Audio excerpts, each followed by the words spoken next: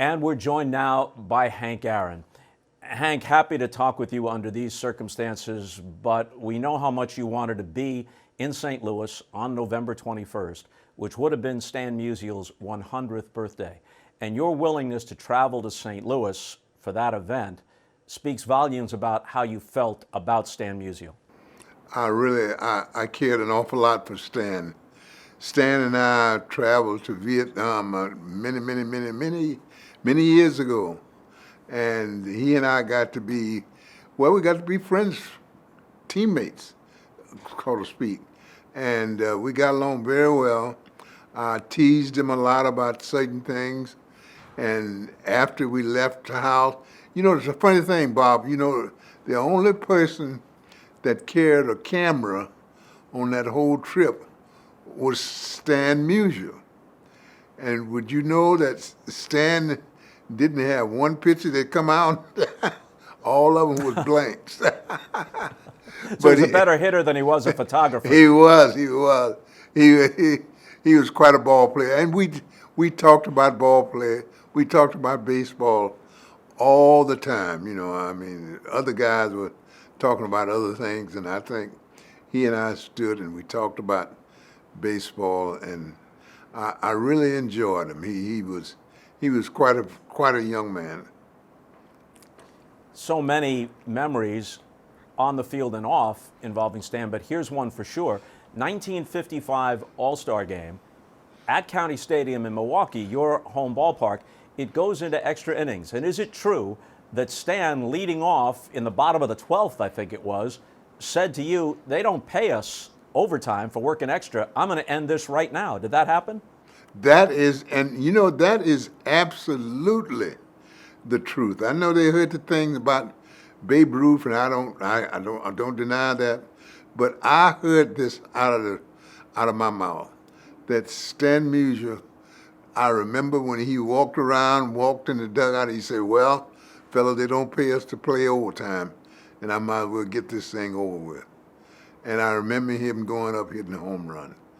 But that is absolutely the truth. And he hit a home run Yes. to win the ball game. To win the ball game, win the series. Both you and Stan have glorious statistics. Your names dot the record books. Look at your page or Stan's page on baseballreference.com, and every category in which you lead the league is in bold type. And it's nothing but bold type under Hank Aaron's name and under Stan Musial's name. But here's a statistic that's really revealing. Both of you played well over 20 years in the major leagues. Neither one of you was ever ejected from a game. So this award is about sportsmanship. In addition to everything else, both you and Stan exemplified sportsmanship. I think that's one thing that I can brag about, is that I never was thrown out of a ball game. I just felt like that there was things that I was put out there to do, and that was to play the game. I could not umpire. The umpire had to do that, and I had to play the game the way that it was supposed to be played. And I am just so grateful that I was able to play as long as I did and never got thrown out of one ball game. I got along with the umpires very well. And you know, the thing I think that, and I didn't try to show them up. You know, I think that most players, when they try to talk to umpires, they try to get back in their face and try to show them up a little bit. And that's the wrong thing to do, because they have a job to do and you have a job to do. And I think that if you can let them do their job, they can do it just about as well as you can do your job.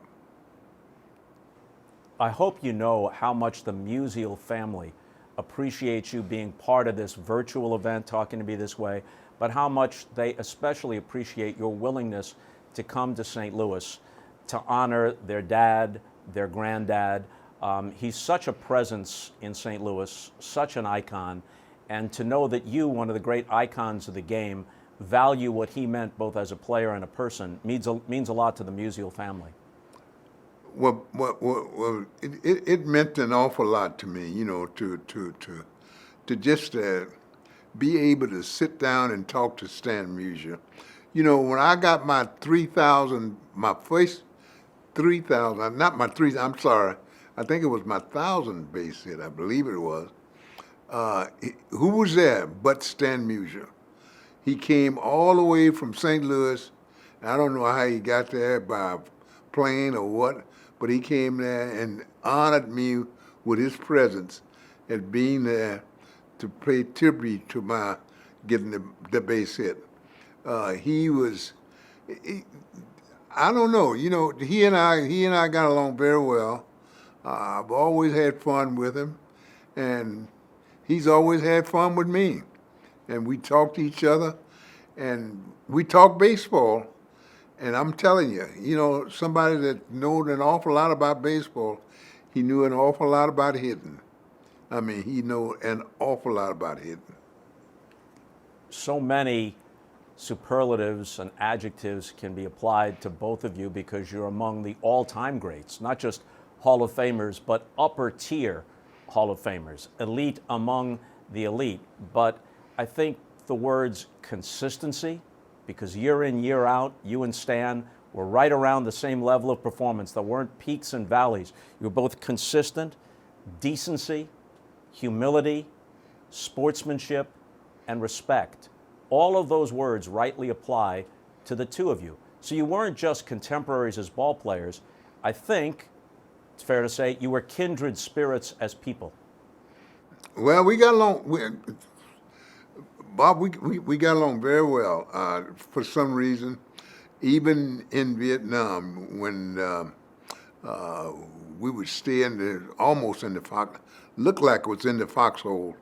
We would hear planes coming over, dozen at a time, flying to go bomb somewhere. You know, somebody's place. But you know, we got along very well. And he again, I know I'm repeating myself, but the most important thing that I got from Stan, not only his truthfulness, what he stood for, and what I stood for, but the thing that I loved about him was the fact that he was a genuine, pure human being. It was nothing phony about him. Absolutely nothing. He was a good ball player. He could play the game. He knew how to play it. And he knew how to get along with his fellow teammates. All of them, black or white. He got along with all of them. Hank, I think back to my many trips to Cooperstown, and you're always there on the stage with all the Hall of Famers who come back. They're all deeply respected. They're all admired for their Hall of Fame achievements.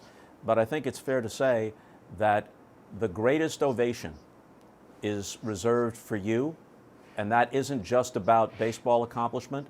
It's about the respect that you have earned as a human being, the fact that you are a genuine civil rights hero as well as a baseball hero.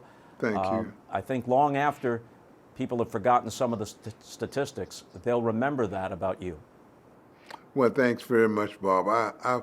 I've tried to carry myself and try to do the thing to make people proud of me, you know, not only in baseball, but just to play the game itself, you know, because, you know, God gave me the talent to play the game, and I tried to do it to the best of my ability. I am so grateful that I've had people that I've met down through the years, like yourself, of course. I've met you many, many years ago, and you have been the same person that I met many years ago. So I am very grateful for all of the things that I stood for. What does it mean to you to receive the Lifetime Achievement Award that bears Stan Musial's name? The greatest thing in the world.